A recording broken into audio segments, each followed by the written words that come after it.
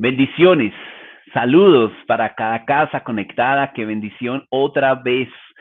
Por la gracia de Dios, de verdad que por la misericordia de Dios podemos vernos a través de este medio, podemos vernos a través de estas tecnologías y de estas oportunidades que Dios nos da y por la salud que Él también nos da, por la vida que hoy contenemos nuevamente con nosotros y lo hacemos en el nombre del Señor. Él dijo que donde hayan dos o tres, Él estará allí. Así que Él es Dios de multitudes, pero también Dios de familias, Dios de dos o tres. Así que en el nombre de Jesús nos reunimos hoy. Quiero decirles que quisiera, antes de comenzar la palabra del día de hoy, animarle, porque ciertamente las palabras que Dios está dando en su iglesia, y estoy hablando de su iglesia, una iglesia universal, la que es su cuerpo, es decir, toda la comunidad de creyentes, es decir, los creyentes en Japón, creyentes en todas las naciones de la tierra, en Colombia, hay una sola cabeza. Y de esa sola cabeza debería venir una sola dirección, ¿verdad? El cuerpo responde a lo que el cerebro, a lo que la cabeza dice. Así que todo el cuerpo, todos nosotros, los hijos de Dios, los creyentes, si somos miembros de su cuerpo, definición de iglesia, deberíamos entender la instrucción de la cabeza para este tiempo. Y es una grata sorpresa ver cómo el Señor está hablando en este tiempo acerca de su venida. Está hablando en diferentes puntos de la tierra acerca de que Él viene pronto, que Él está a las puertas, que nos preparemos, que nos limpiemos. Y esto lo digo porque nos han llegado videos, por ejemplo, de una experiencia que tuvieron dos jóvenes argentinos, donde tuvieron una visitación del Señor, una experiencia extraordinaria. Vamos a compartirles a ustedes el link luego de la reunión, donde estos jóvenes están en asuntos no explícitamente de un culto u orando, pero el Señor les visita y uno de ellos es tomado por Él y hay un mensaje para la iglesia del Señor. Y ese mensaje habla precisamente de su venida, de estar preparados, y es lo que el Señor ha estado hablando también a nosotros. Hace 8 días tuvimos una hermosa palabra que espero que usted tenga en su corazón, de que el shofar está sonando, la trompeta está sonando y que pronto seremos arrebatados juntamente con Él, y por eso hemos de andar en temor o en miedo en delante del Señor. El miedo entendiendo, como vimos hace 8 días, la reverencia, de no queremos andar sin Él. Nos daría miedo que su presencia nos deje. Nos daría miedo. Sabemos que sin su presencia no vamos a lograr nada en Dios. Sin su presencia no vamos a lograr nada que el cielo pese, que el cielo apruebe, porque el cielo solamente aprueba a Cristo. Así que eso es lo que queremos animarles a que ustedes sigan anhelando al Señor, porque Él está visitándonos y ciertamente está hablando. No te sientas pequeño, que quizás Dios está hablando a ti, lo que está hablando a todo su cuerpo, y tú eres parte de su cuerpo. Así que valora tus devocionales, pon atención a tus devocionales, a tus altares familiares, que Dios está hablando. No necesitas esperar esta reunión u otra. Él está hablando y quiere entrar a tu casa y hablar, y porque eres parte de su cuerpo. Así que mucho ánimo. Y ahora sí, el día de hoy vamos a continuar. Los que hacen parte de la comunidad del ministerio, o los que nos ven en diferido de otras congregaciones, y han puesto atención a lo que hemos tratado. El pueblo de Israel está en una ruta que Dios quiere direccionar para que lleguen a un lugar donde va a fluir leche y miel. Estoy hablando que va a ser un lugar tranquilo, va a ser un lugar donde Dios les va a proteger, donde Dios les va a proveer, pero tienen que ir hasta allá. Y hay una ruta que Dios les quiere enseñar, y mientras tanto, Él quiere ir formando un pueblo. Y hace 8 días vimos entonces cómo llegaron después de 3 meses, desde la partida del Mar Rojo hasta el Sinaí. Este tiempo han pasado cosas sobrenaturales, 5 acontecimientos. Y vimos hace 8 días algo extraordinario, como en Sinaí, en este monte precioso, Dios no quiere solamente estar con Moisés, Él quiere estar con todo su pueblo. Y vimos como al final, aunque el pueblo dice que sí va a escucharlo, cuando el Señor se aparece a hablarles, se espantan, les da miedo y salen y le dicen, mejor ve tú, Moisés, y nos dices, nos transmites qué es lo que Dios quiere, porque nos da miedo acercarnos, esa voz de Dios nos asusta. Y vimos todo lo que pasó allí y tendríamos que seguir en la ruta. ¿Cuál fue el siguiente paso luego de esta experiencia donde Moisés recibe el decálogo, los 10 mandamientos de comportamiento para su pueblo? Pero quiero hoy, antes de continuar la ruta, quiero pararme, porque hay tanto que profundizar acerca de lo que pasó allí en el Sinaí, pero quiero que miremos el corazón del Señor. Si bien Él dijo, yo quiero que el pueblo sepa las dos cosas que hay en mi corazón. Primero que yo soy el que les, como en un águila, ha extendido sus alas, yo los he llevado sobre mis alas, dándoles salvación. ¿Y recuerdan lo segundo que Dios le dijo a Moisés? Dijo, si ustedes me ponen atención a mis palabras y guardan mi pacto, entonces ustedes van a ser objeto de mi predilección y me serán un reino de sacerdotes y una nación santa. Y luego de eso vimos que no se pudo. Él quería hablarle a todos y hablarles de que no solamente es Moisés, es el reino, un pueblo, una nación. No solo Moisés santo, sino una nación santa. Pero no se pudo. Sin embargo, el deseo del corazón de Dios quedó allí expresado. ¿Cuál deseo? Yo quiero estar con todos, no solo con Moisés. Quiero que todos conozcan mi voz. Yo quisiera parecerme en una zarza ardiente, no solamente a uno. Yo quiero arder en muchos otros. Y aunque no se pudo, el deseo de Dios quedó allí. Y quiero que hoy le pongamos atención a ese deseo del Señor. Un reino de sacerdotes y una nación santa. ¿Será que finalmente ese deseo se pudo cumplir? ¿Será que perpetuamente entonces solamente, ok, no se pudo, entonces Moisés, sigue tú hablando con Dios y luego que venga Josué y así cada líder? Y que sea exclusivo el acceso a Dios. ¿O será que en algún momento ese deseo del Padre de que Él pueda hablar con toda una nación se cumplió? Pues evidentemente hubo solo un camino, un punto de encuentro donde ese deseo pudo hacerse realidad. Y yo sé que usted sabe cuál es ese punto. Y eso fue a través de un gran sacrificio. Y fue el sacrificio de nuestro Señor Jesucristo. Quiero invitarle a que abramos la palabra de Dios, por favor, en el libro de Apocalipsis. Y vamos a leer cómo fue que se hizo ese deseo realidad. Apocalipsis, el primer capítulo, el 1. Versos 5 y 6.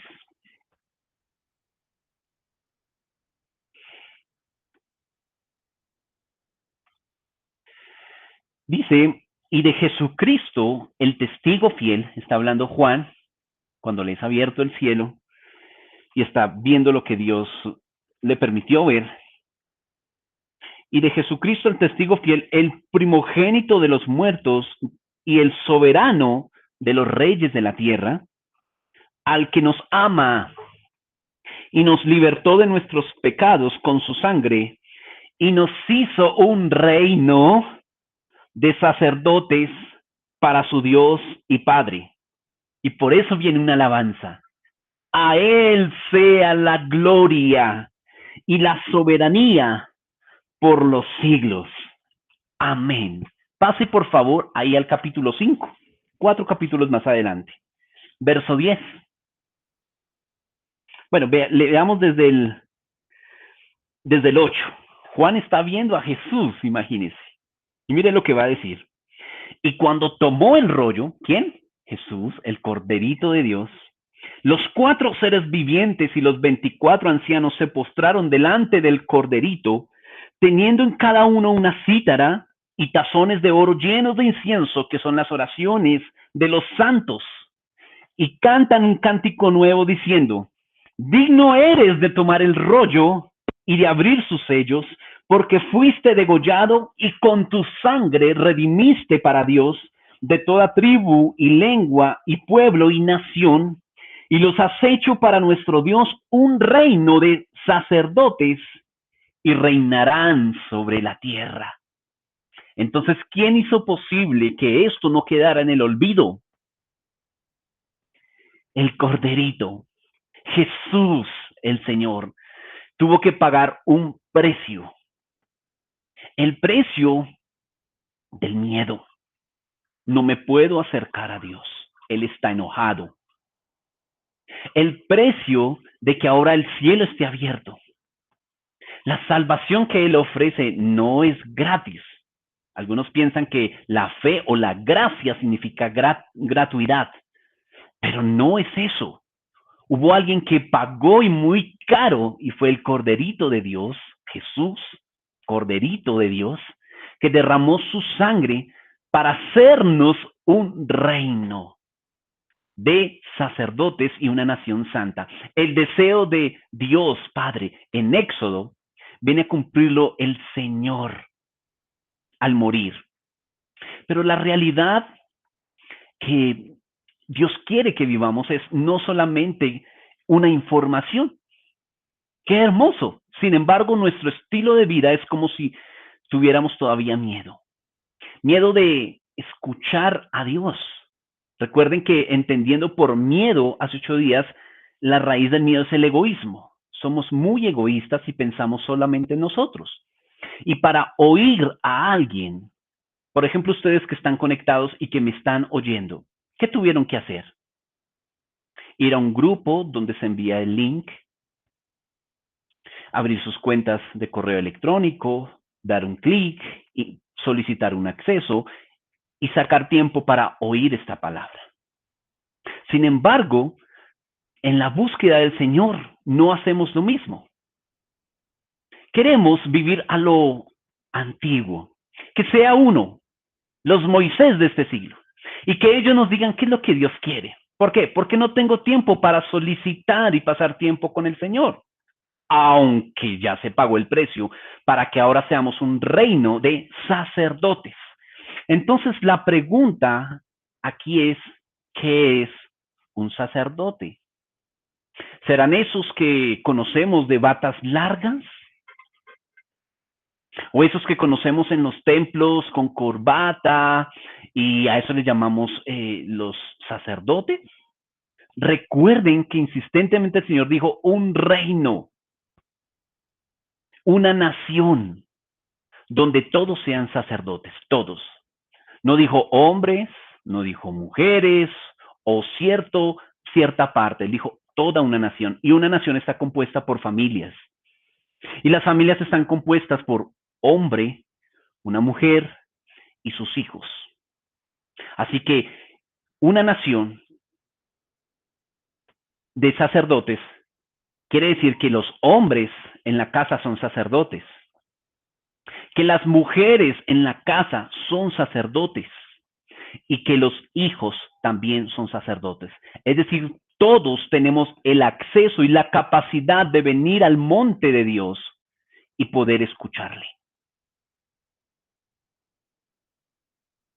Sin embargo, la realidad de lo que hemos visto en la educación bíblica es que dependemos de que solamente unos aparentemente tienen instrucción de Dios.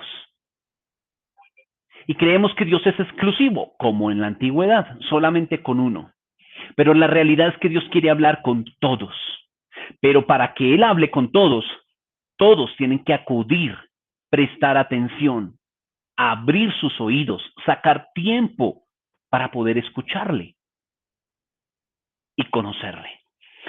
El significado de sacerdote, algunos ya lo conocen, el que se acerca, por ejemplo, el experto en sacrificios, pero hubo uno que me gusta mucho, el que reduce distancias.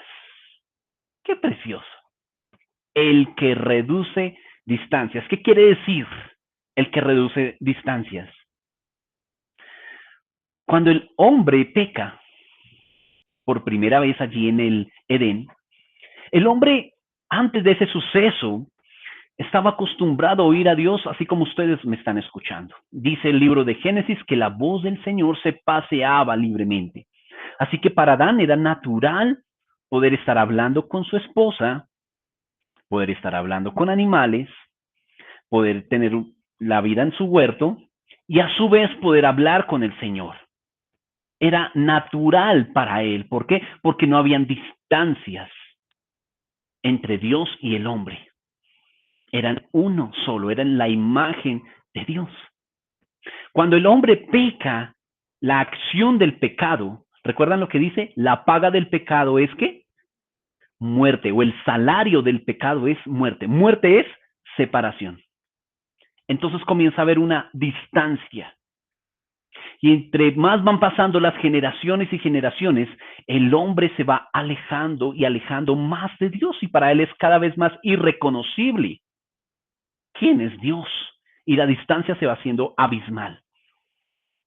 Tiene que haber entonces un punto de encuentro, alguien que reduzca distancias. El Corderito de Dios, Jesús, a través de el altar, o sea, la cruz del Calvario, redujo toda distancia. Por eso el único camino a Dios es Jesús, porque es el único que redujo toda distancia. No hay otro nombre dado a los hombres en quien haya salvación. Solamente Jesús, a través de la cruz del Calvario, trajo nuevamente reconciliación y quitó la distancia. ¿Qué nos separa entonces de Dios hoy? El pecado. ¿Qué nos separa hoy del Padre? No estar en Cristo, porque solamente en Cristo está unido el hombre y Dios. Así que si hoy decimos, no sé qué está diciendo Dios hoy, es porque hemos dejado nuestro lugar que es en Cristo Jesús. Es así de sencillo, pero así de grande. Entonces, vio que dije altar, ¿verdad? Jesús fue a la cruz. La cruz estrictamente, ¿qué es? Un altar. Un altar es un lugar donde se lleva un sacrificio y alguien muere. Eso es un altar. Por eso la cruz es el primer altar. El primero que nos enseña a hacer altares es Jesús. Y en ese altar tuvo que morir alguien para que esa separación fuera pagada. Es decir, ellos tienen acceso y derecho ahora a estar cerca del Señor. ¿Hasta ahí soy claro? Bueno, entonces, altar también viene de altura. Entonces, si nosotros somos sacerdotes, Él nos llama a nosotros que somos sacerdotes, es decir, expertos en sacrificios, el que se acerca a Dios o el que reduce distancias. ¿Qué significa en la vida práctica que tú seas un sacerdote? ¿Qué significa en el día a día que tú puedas ejercer tu sacerdocio ahora en Cristo? Es muy sencillo. Es que podamos identificar qué áreas de nuestra vida hay distancia entre Dios y nosotros. Quizás tú puedas decir, son mis oídos, yo no puedo escuchar a Dios. Entonces tú como sacerdote, tú debes reducir toda distancia entre tus oídos y Dios. Se reúnen los 3, 4, 5 sacerdotes de la casa al sumo sacerdote Jesús e identifican cuál es la distancia entre Dios y ustedes. Y comienzan un plan de trabajo para que no haya distancias. ¿Por qué? Porque el precio por esa distancia ya fue pagado. Que no haya distancia entre Dios y nosotros.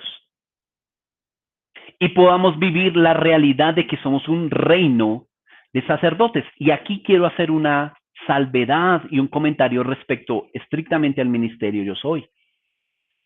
¿Por qué no nos reunimos físicamente aún? ¿Y por qué seguimos virtualmente? Y esto es porque a través de esta visión que Dios nos ha dado, enseña a cada familia a concientizarse que no necesita de otro sacerdote, que no necesita de otro consejero, ya fue dado un consejero, y que es el Espíritu de Dios. ¿Recuerdan lo que Jesús dijo? No los dejaré huérfanos, sino que enviaré al Consolador, el cual les guiará a la verdad. Así que a través de esta visión que Dios nos ha dado, pide a las familias, o hace que la familia tenga que esforzarse y decir, necesito más alimento, necesito un culto. ¿Por qué no nos citan a media semana para orar? Porque todos somos sacerdotes. Y cada familia debería estar en la capacidad de resolver sus propios acontecimientos, conflictos, en lo posible sin una ayuda externa. Ahora, ¿dónde aparecen los pastores y dónde aparecen los líderes? El Señor dice que ellos están para edificar la iglesia. Pero si usted está, cuando compra un apartamento, por ejemplo, usted está esperando que edifiquen, ¿verdad? Pero esos edificadores no pueden estar siempre.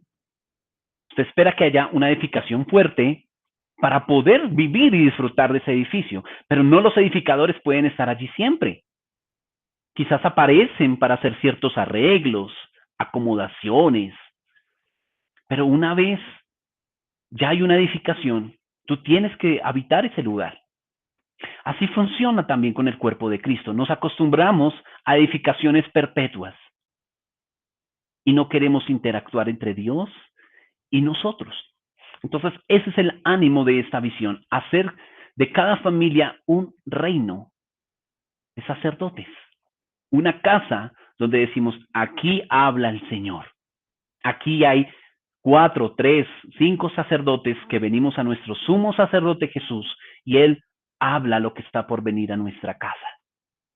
Y no se crea una dependencia de que uno solo sea que vaya al monte, porque eso fue abolido. Y desempeña en nosotros una urgencia de andar entonces en temor de Dios. Despierta en nosotros, si yo no voy a que Dios me hable, me voy a morir. Pero preferimos que como bebés nos pongan un babero y nos den compotica para que no muramos de hambre. Pero si tú ya tienes un camino en Cristo, eres un sacerdote y debes ir y alimentarte y alimentar a los de tu casa, enseñar a tus hijos a que vayan y se alimenten de la palabra del Señor, enseñarles a comer de la mesa del Señor. ¿Por qué no han citado a vigilias? ¿Por qué no vigilas tú? ¿Por qué hace rato no compartimos la cena del Señor? Es que eso es muy sagrado y debe hacerlo alguien muy especializado y muy santo. No. El libro de los Hechos nos habla que en las casas compartían el pan y las oraciones. En las casas. Así que eso tan sagrado que tú llamas, sí es sagrado, por supuesto. Se necesita un sacerdote para que lo haga. Y ese eres tú. Cierro el comentario acerca de eso. Sigamos entonces con lo del sacerdocio. Entonces, no habían distancias en el Edén.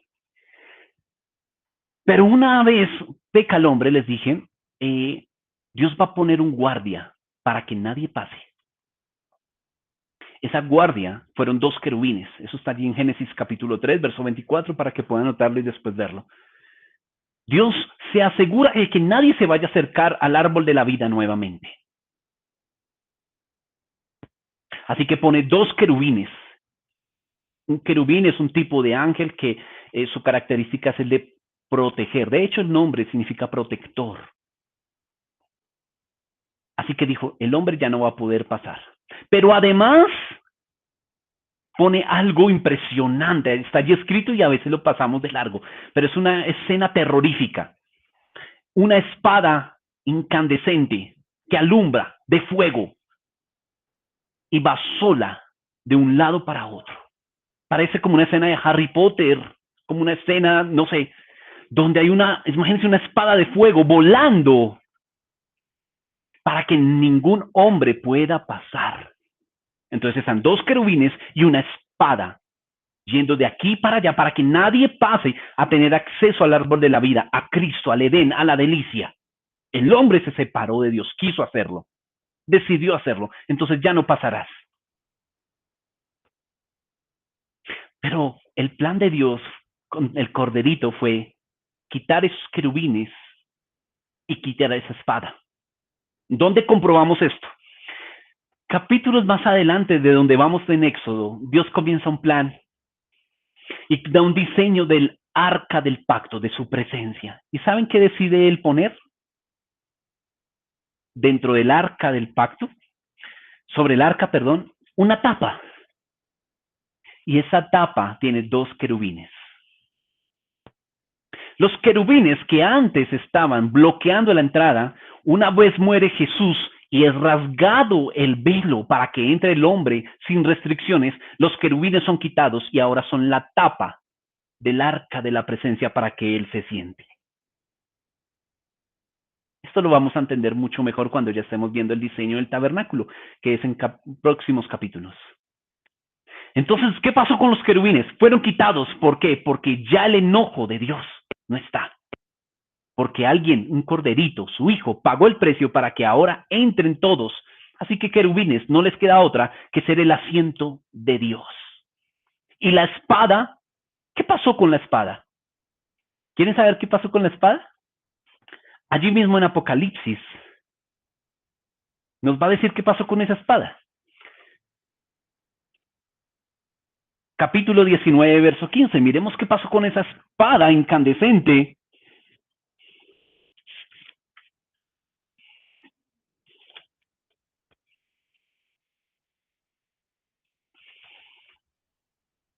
Veamos desde el 11 hasta el 15 para entender qué pasó con la espada. Dice, y vi el cielo abierto. ¿Quién? Juan. Y he aquí un caballo blanco, y el que lo monta es fiel y verdadero, y con justicia juzga y guerrea. Wow. Sus ojos son llama de fuego. Y hay muchas diademas sobre su cabeza donde tiene un nombre escrito, el cual nadie conoce sino él mismo. Está vestido con una vestidura empapada de sangre, y su nombre es el Verbo de Dios o el Logos de Dios. Y los ejércitos celestiales, vestidos de lino fino, blanco y limpio, los seguían en caballos blancos. Qué precioso. De su boca sale una espada aguda para herir con ella a las naciones, y las pastoreará con vara de hierro. Amén. Esa espada que fue quitada ahora es la misma espada, pero que sale de su boca. Ya no está para que sea una restricción para el hombre.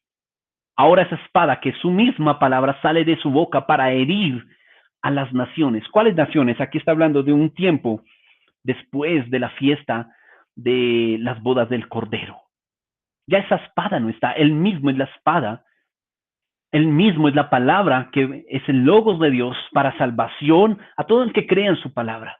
Pero esa espada fue tomada para herir al final, después de aquellos que le dieron su espalda, después de su venida. Así que los querubines y la espada fueron quitadas por Jesucristo mismo, para que todos ejerzamos un sacerdocio. Ahora, Satanás conoce este diseño del sacerdocio y que el sacerdote, recuerdan, es experto en sacrificios, experto en altares. Altares significa, viene de altura, le dije. Pues siempre que Dios llamó a los hombres, los llamó a un lugar alto. Y si esto no era estrictamente de un lugar físico, los montes, está hablando de un lugar de un momento muy difícil en su vida y les dijo, allí construyó un altar. ¿Recuerdan a Job? Esta historia que es tan conocida. Y Dios dice, pruébalo, no vayas a tocar su vida, pero pruébalo. ¿Qué fue lo primero que fue a tocar Satanás? Si ustedes van a leer con cuidado allí en Job, les dejo eso de tarea. Está en el mismo capítulo 1. ¿Qué fue lo primero que Satanás fue a hacer? Él quitó y robó los bueyes. Fue lo primero. Los bueyes. ¿Por qué? ¿Por qué no fue directamente a lo de los hijos y todo lo que pasó? ¿Por qué no fue a tocar la esposa? ¿Por qué no tocó su vida? O todas las otras calamidades. Primero fue a los bueyes. Qué interesante. Algunos dicen, es porque era su trabajo. No, porque él conoce este principio del sacerdocio y el sacerdote tiene que ofrecer sacrificios al Señor. Y en ese momento, antes de Cristo, los sacrificios eran a través de ¿qué? Del ganado, de bueyes, de toros. Así que Satanás dice, tengo que debilitar su altar.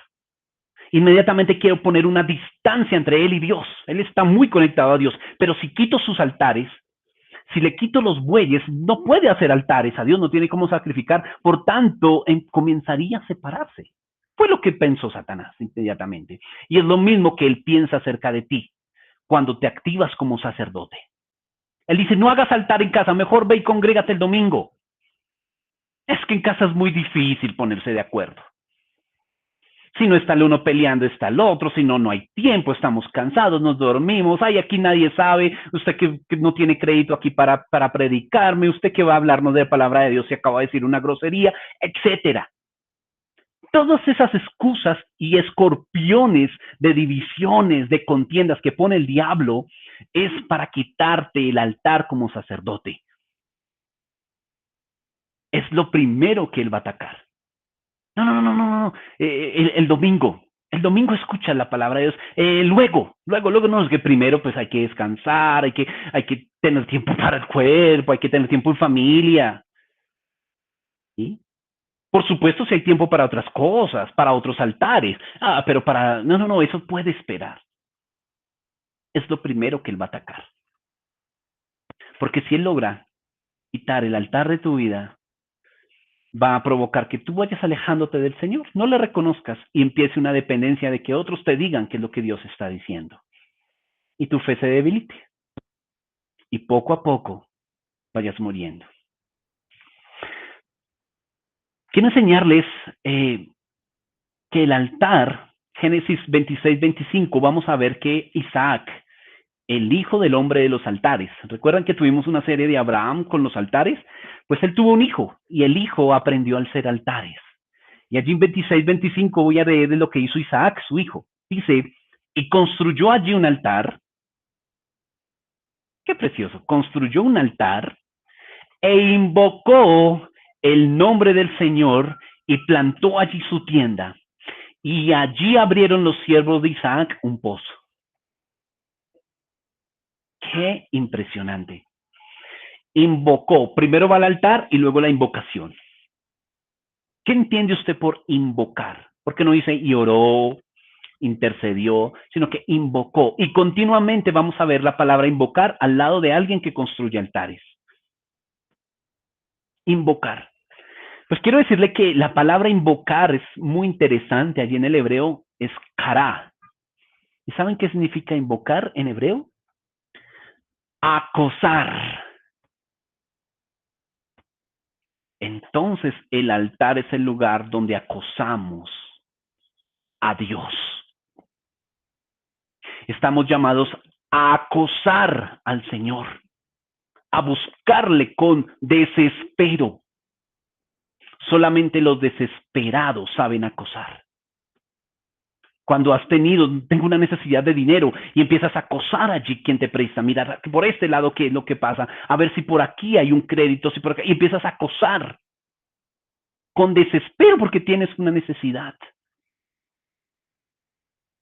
¿A quién has acosado últimamente? ¿O qué has buscado con desesperación últimamente?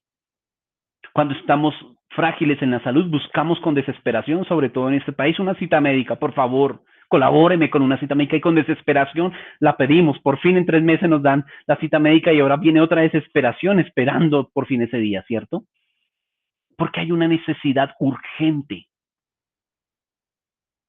El sacerdote debe entender que la urgencia de su casa, que lo que debemos acosar juntos, buscar juntos, es al Señor. ¿Por qué? Porque de Él es el librar, porque es el punto de encuentro, así como solamente, y le digo esto a todo aquel que esté viendo y tenga otra creencia, Hoy estamos escuchando algunos pitos allá afuera, donde hacen bulla, dando gracias a otro nombre que los protege como conductores. Quiero decirles que si esos que hay alguno conectado o alguna otra creencia, ese no es el punto de encuentro que Dios dijo de salvación para los hombres. El punto de encuentro es Jesús, quien hizo el primer altar, la cruz, para que toda distancia entre Dios y nosotros podamos oírle. ¿Qué es lo que dices? ¿Qué es lo que dices, Dios? Acércate. ¿Cómo? A través de Jesús para oír. Acércate. ¿Cómo puedes hacerlo? A través de Jesús. Acércate. Y te acercas y puedes oír. Entonces, solamente a través de Jesús podemos encontrar esa desesperación. Así como para él fue urgente morir en la cruz. Así como para él fue urgente hacer su misión como hombre, como hijo de Dios.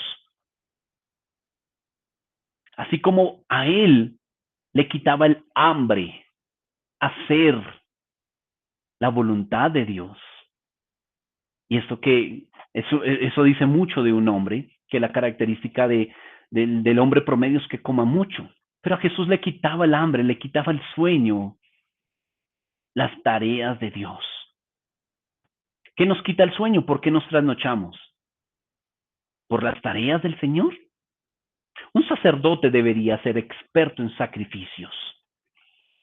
Y eso está hablando de sacrificios, no está hablando de cosas que nosotros podamos ofrecer, sino de todo aquello que Dios esté demandando.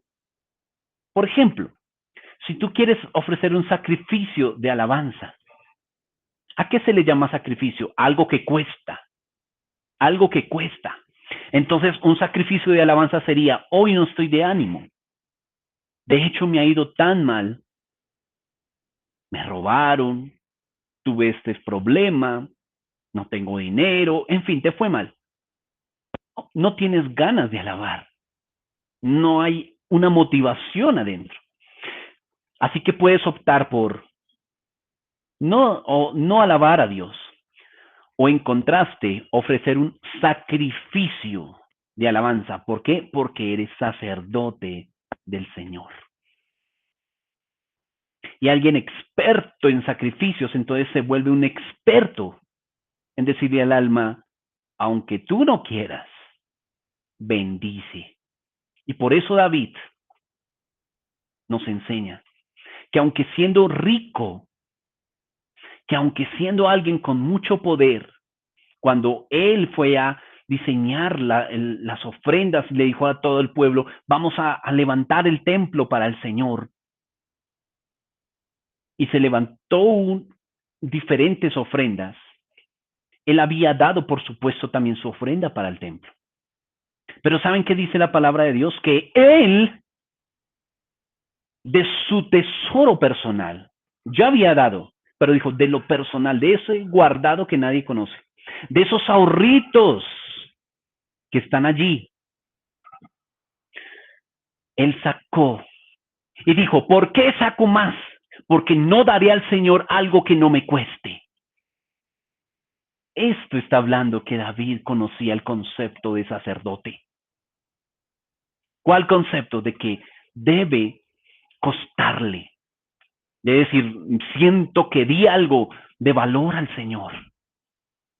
Así que David nos enseña lo que es con desespero estar al lado del Señor. No quites de mí tu Santo Espíritu, no quites de mí. Quiero leerles Jeremías capítulo 19, verso 12, que dice, entonces me invocarán y vendrán a mí y orarán y yo los oiré.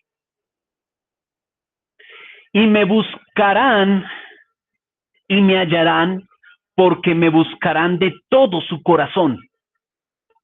Y seré hallado por vosotros, dice el Señor, y haré volver vuestra cautividad y los reuniré en las naciones y de todos lugares donde los arrojé, dice Jehová, y los haré volver al lugar de donde los hice llegar. Aquí nos enseña Jeremías que dice, entonces me invocaréis y me buscaréis y me hallaréis. ¿Por qué? porque me buscaréis de todo corazón. ¿Desde dónde se acosa a alguien? ¿Desde dónde se ruega a alguien? Desde el corazón. Entonces hoy en día no tenemos altares de piedra, hoy en día no tenemos altares de tierra, sino que el altar es nuestro corazón, desde donde tú amas. Recuerden que altar es altura. ¿Dónde está el lugar más alto? A ver, piensa en la persona más importante de tu vida. Por ejemplo, tú dices, mis hijos. Ellos están en el lugar más alto, que tiene prioridad en mi corazón. Eso está hablando de un lugar alto. Si esa primera persona es tu hijo, pues él es el dueño de tu altar. Y a él, por él te sacrificas. Si tú dices, es mi mamá, es mi esposo, es mi esposa, esa persona está en un lugar alto, por tanto tiene un altar. Pero por eso el Señor Jesús dijo, si nadie menosprecia a su padre, a su madre, a sus hijos, por causa de mí, no es digno de mí. ¿Por qué? Porque el lugar más alto le corresponde al Señor. Todas las demás, los demás amores comparados al amor de Dios, debemos decir, es aborrecible el amor que le tengo a mis hijos en comparación al amor que le tengo al Señor. Es aborrecible el amor que le tengo a mi esposa en comparación del amor y la altura que le tengo al Señor. Eso es lo que está diciendo aquí. Ustedes me van a invocar, me van a acosar. Recuerden, invocar, acosar. Ustedes me van a acosar y me van a encontrar. ¿Por qué? Porque lo van a hacer desde el lugar más alto de su corazón. Solamente cuando Dios es primero, cuando Dios está en el lugar más alto, podemos desesperarnos por Él. Miren a un par de jovencitos que se enamoran. Ese jovencito hay una ilusión en él. Y coloca a este hombre, a esta mujer, a esto, a esta pareja o está ilusionado y lo coloca en un lugar muy importante de su corazón. Y por eso en ellos hay una desesperación por verse. Hay una cosa, dice, yo quiero ver y estar junto con esta persona. Y su corazón palpita. ¿Por qué? Porque hay un lugar importante en su corazón. Y nuestra tarea es guardar nuestro altar para el Señor. El lugar más alto de nuestra vida es el Señor. Y por eso hoy cantamos, no hay lugar más alto, más grande que estar a tus pies. Es el lugar más alto de nuestra casa, el lugar más sagrado. Nada puede tocar nuestro altar. Que todo lo demás pueda ser tocado, pero el altar no sea tocado, ese punto de encuentro con el Señor. Y el Señor dice entonces, es allí donde nos encontramos, en el altar, en Cristo Jesús, que ahora está en el altar de tu corazón.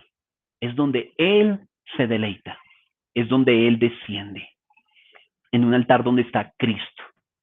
Si Cristo no está en tu altar, Dios no puede estar en tu casa, porque recuerden que solo en Cristo, a través del Corderito de Dios, nuevamente se redujo toda distancia entre Dios y los hombres, y es en Cristo que el sueño del Padre se hizo realidad. Entonces, una definición práctica de iglesia o de hijo de Dios es alguien que perpetúa el sueño del Padre que hizo posible Cristo. ¿Okay? Que seamos un reino de sacerdotes donde todos juntos, como casas, como familias, podamos escuchar al Señor y que Él nos pueda escuchar. Esto es sencillo. Y quiero darles consejos muy prácticos de cómo levantar un altar. Es muy sencillo. Encuentra un lugar físico en tu casa.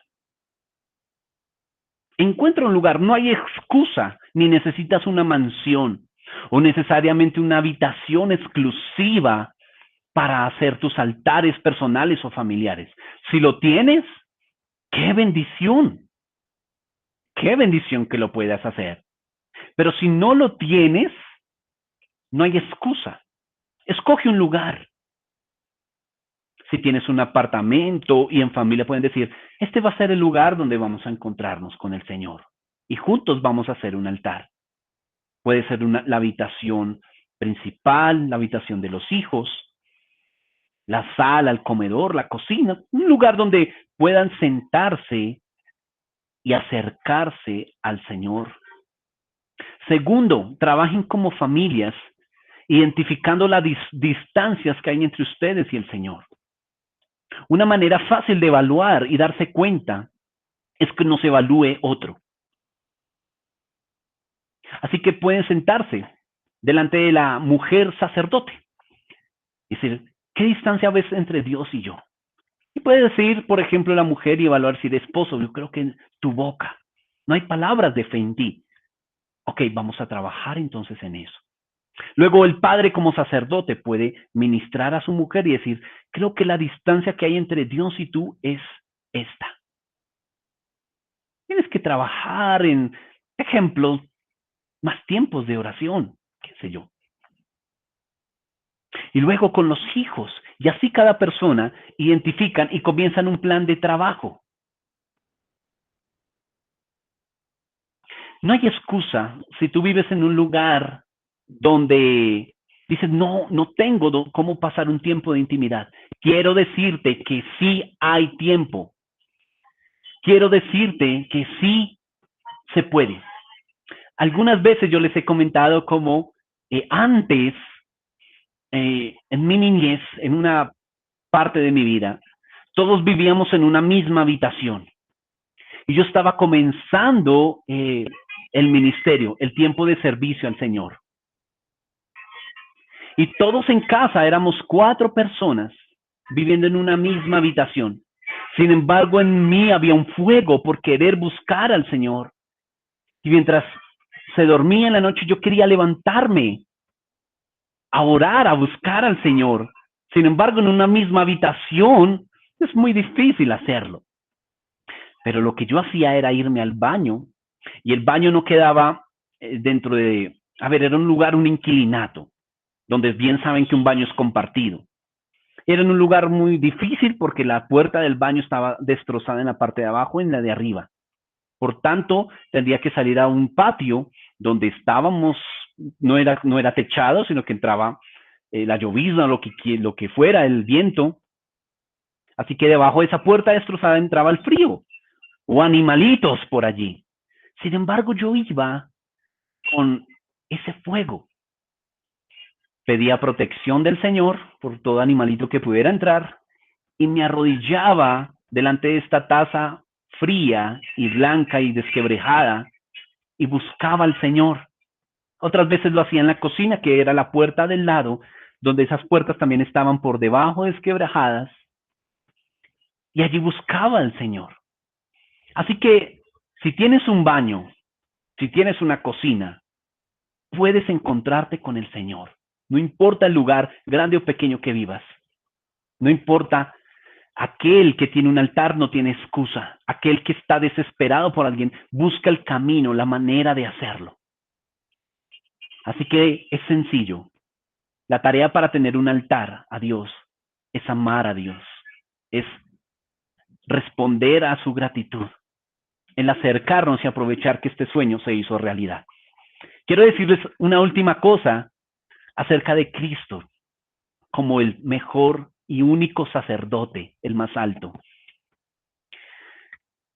En 1 Corintios capítulo 15, Jesús es llamado el último Adán o el postrer Adán. ¿Por qué es llamado así? Si hubo un último es porque hubo un primero. El primer Adán, el del huerto de Edén, cuando él pecó, hizo que su casa se separara de Dios. Él fue, ¿recuerdan cómo fue sacada Eva? De él, de su costado. Dios le hace dormir y es sacada Eva. Sin embargo, él no fue un buen sacerdote y a causa de el pecado que permitió en su casa, hubo una distancia. Jesús es llamado el postrer Adán porque, al igual que Adán, su costado fue abierto en la cruz del Calvario. Y de él salió agua y sangre, de donde sale la iglesia. Somos bautizados en él y su sangre nos limpió para ser parte de él. Así que de ese mismo costado del postrer sale la iglesia, pero no para separarnos, sino para unirnos al Señor. Él es el postrer día. Así que reduzcamos toda distancia entre Dios y nosotros. Y este plan de conocer al Señor, este plan de estar cerca de Él es una realidad hoy en día, no importan los tiempos. Donde hayan altares, Dios se presentará. Donde hayan altares, casas con altares, Dios se presentará y defenderá y proveerá y sanará y hablará y pastoreará. Donde hayan altares, Dios descenderá, Dios se presentará. No descuides tu altar personal, no descuiden su altar familiar. Es la base, el fuego que hay en Dios, el sueño cumplido y que reinaremos con Él al final de los tiempos. Seremos un reino de sacerdotes y reinaremos con Él sobre la tierra. Así que desde ya preparémonos para el reinado, desde ya seamos sacerdotes, no esperemos que llegue el sacerdote al final del tiempo y nos enseñe a hacer altares. Reinemos desde ya y preparémonos para el Cristo que redujo toda distancia entre Dios y nosotros. ¿Le parece si oramos al Señor? Oremos y démosle gracias porque Él es bueno. Démosle gracias porque Él ha estado con nosotros este tiempo y nos acosa y nos busca. Es tiempo de responder a ese acoso, de invocarle y acosarle a Él. Acosémoslo cada vez que podamos. Vengamos a Él de día y de noche. Claman los justos a Él día y noche y el Señor les responde. ¿Quieres que el Señor te responda? Clama por Él día y noche. Mantén tu altar provisto con tu sacrificio de alabanza. Padre, gracias por el sueño. Dentro de tu sueño no fue un sueño egoísta. No querías estrictamente que tú fueras simplemente alabado y exaltado. Quisiste estar con nosotros simplemente. Y dentro de ese sueño nos involucraste no solo a uno, gracias que no fue para unos, sino para todos nosotros. Y queremos ir al punto de encuentro, al punto donde quizás nos perdimos. Dijimos, ¿qué pasó? Y hoy el Señor dice, vuelvan al punto de encuentro, el altar. El altar, ¿dónde son encendidos? ¿Dónde es dada la recompensa? ¿Dónde es dada la paz? ¿Dónde es dada la provisión? ¿Dónde es dado el descanso? Si te perdiste con tu casa, ven al altar, prepara el altar, preparen a sus hijos y a sus generaciones para el altar. Y dejemos que en Cristo podamos arder, podamos acercarnos al Señor, podamos recibir instrucción respecto a lo que vendrá. Si estás preguntando con quién me casaré, cuántos hijos tendré, ¿qué hago este negocio, si lo hago o no? ¿Qué hago con mi matrimonio? ¿Qué hago con esto? Necesito que esta persona cambie. ¿Qué hago conmigo mismo? Que no puedo cambiar, que no puedo vencer un hábito, que no puedo seguir adelante, que estoy desanimado. Vuelve al punto de encuentro, vuelve al altar. No te alejes de Él, porque el Señor se presenta en el altar. Siempre ha respondido a los altares. Padre, hoy, como Elías construyó el altar, le quitó el polvo y preparó la leña y el sacrificio lo puso para que tú descendieras. Hoy, Señor, como individuos y como casas decimos, sean reparados los altares. El altar para Dios nunca falte, un altar de acción de gracias, un altar de devoción, un altar. Y allí te acosaremos, allí te invocaremos, allí pediremos insistentemente tu voluntad, tu presencia que nos da victoria, que nos da bendición. Gracias, Padre. Estamos aquí para perpetuar tu sueño hasta que vengas por nosotros. En Cristo Jesús. Amén. Amén. Que el Señor les bendiga. Muchas bendiciones. Nos despedimos también por aquí, por este otro lado, por el celular que nos están viendo. Bendiciones y ánimo en sus altares familiares.